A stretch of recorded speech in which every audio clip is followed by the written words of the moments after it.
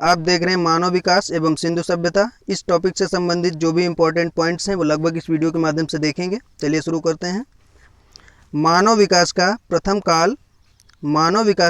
काल कौन सा था? पाषाण काल। आदि मानव ने सर्वप्रथम किस चीज़ को जलाना सीखा था? आग को जलाना सीखा था, और आग का आविष्कार हुआ था पूरा पाषाण काल में। पहिया और कृषि का जो आविष्कार हुआ था वो नवपाषाण काल में हुआ था। मानव जिन स्तनपायी जाति का था उन्हें प्राइमेट कहते हैं। मानव जिस स्तनपायी जाति का था उसे क्या कहते हैं? प्राइमेट। अग्नि का आविष्कार पूरा पाषाण कालीन में, और पहिया और कृषि का आविष्कार नवपाषाण काल में हुआ था। मानव द्वारा उगाया गया प्रथम अनाज, मानव द्वारा जो प्रथम अनाज उगाया गया था वह गेहूं और जौ था। सबसे पहले कुत्ता को पालतू बनाया गया। मानव ने सबसे पहले किसे पालतू बनाया? कुत्ता जानवर को। पूरा पाषाण काल का आरंभ 2500 ईसा पूर्व से माना जाता है। पूरा पाषाण काल का आरंभ कब से माना जाता है? लगभग 2500 ईसा पूर्व से माना जाता है। पाषाण काल के प्रमुख देवता, पाषाण काल के जो प्रमुख देवता थे वो मुरुगन थे। पाषाण काल के प्रमुख देवता मुरुगन थे। हेरोडोटस को इतिहास का पिता कहा जाता है। हेरोडोटस को इतिहास का पिता कहा जाता है। ज्ञानी मानव होमोसैपियंस, ज्ञानी मानव होमोसैपियंस, यह मानव का वैज्ञानिक नाम है होमोसैपियंस। इसका जो जन्म हुआ था वह 30 या 40 हज़ार वर्ष पहले हुआ था। पूरा पाषाण युग में जीविका का मुख्य आधार क्या था? पूरा पाषाण युग में जीविका का मुख्य आधार था शिकार करना। शिकार से ये लोग अपनी जीविका चलाते थे। पहिए का आविष्कार कब हुआ था? पहिए का आविष्कार हुआ था नवपाषाण काल में। पहिया और कृषि, इन दो चीज़ों का आविष्कार हुआ था नवपाषाण काल में। आग का आविष्कार पूरा पाषाण काल में, और कृषि का भी आविष्कार नवपाषाण काल में। मनुष्य ने सर्वप्रथम तांबा धातु का प्रयोग किया था। सबसे पहले तांबा धातु का प्रयोग किया, और औजार जो था वह कुल्हाड़ी था। नवपाषाण काल का प्रथम औजार कुल्हाड़ी था। कृषि का आविष्कार नवपाषाण काल में हुआ है। कृषि का आविष्कार नवपाषाण काल में हुआ है। पूरा पाषाण काल के लोग आखेटक एवं खाद्य संग्राहक थे। पूरा पाषाण काल के जो लोग, उनका मुख्य कार्य था आखेट करना और शिकार करना, इसी से वो अपनी जीविका चलाते थे। सिंधु घाटी सभ्यता एक आद्य ऐतिहासिक काल की है। सिंधु घाटी सभ्यता जो है एक आद्य ऐतिहासिक काल की है। सिंधु घाटी की सभ्यता शहरी सभ्यता थी। सिंधु सभ्यता के लोगों का मुख्य व्यवसाय कृषि था, ये कृषि किया करते थे।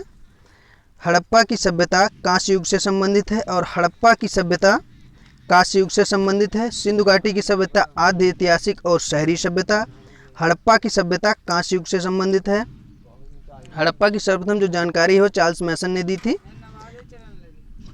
हड़प्पा की खुदाई जो की गई थी वो दयाराम साहनी के द्वारा की गई थी। हड़प्पा कहाँ पड़ता है? रावी नदी के किनारे।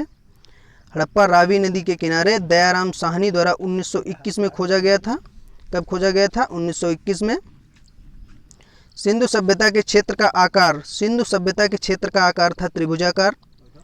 हड़प्पा सभ्यता सिंधु सभ्यता का क्षेत्रफल 12,99,600 वर्ग किलोमीटर है।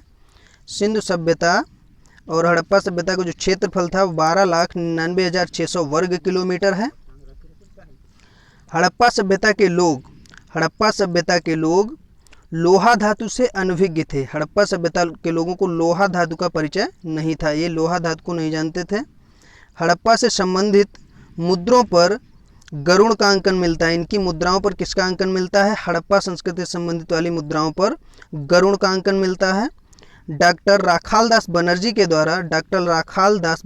द्वारा 1922 में मोहनजोदड़ो की खोज की गई थी। 1922 में मोहनजोदड़ो की खोज की गई थी। मोहनजोदड़ो से प्राप्त सबसे बड़ी जो इमारत है वह अन्नागार है, और यहाँ से स्नानागार और एक कांस्य नर्तकी की मूर्ति भी प्राप्त हुई है। सिंधु सभ्यता की प्रथम राजधानी मोहनजोदड़ो थी। यहाँ से कांस्य नर्तकी की मूर्ति भी प्राप्त हुई है। तो यहाँ से स्नानागार, अन्नागार और एक कांस्य नर्तकी की मूर्ति। स्वास्तिक चिन्ह के जो अवशेष मिले हैं ये हड़प्पा सभ्यता से मिले हैं। स्वास्तिक चिन्ह के अवशेष कहाँ से मिले हैं? हड़प्पा सभ्यता से। मोसोपोटामिया इसका अर्थ जो होता है वो नदियों के बीच की भूमि। नदियों के बीच की भूमि जो थी वो मोसोपोटामिया का अर्थ है। ये आधुनिक इराक से संबंधित है। सिंधु घाटी सभ्यता के लोग पशुपति की पूजा करते थे। सिंधु घाटी सभ्यता के लोग किसकी पूजा करते थे? पशुपति की पूजा करते थे। सिंधु घाटी सभ्यता के स्थल कालीबंगन कहाँ पड़ता है? राजस्थान में, और यह घग्गर नदी के किनारे है। राजस्थान में घग्गर नदी के किनारे के शाब्दिक नाम का जो अर्थ था वो काली चूड़ियाँ था।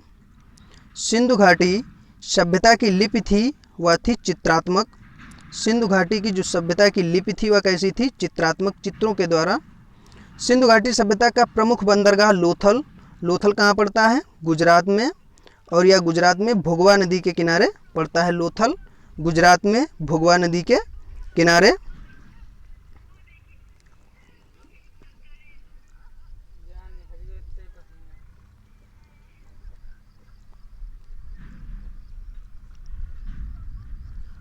चावल के प्रथम साक्ष्य, चावल के सबसे प्रथम साक्ष्य कहाँ मिले हैं? लोथल कहाँ पड़ता था?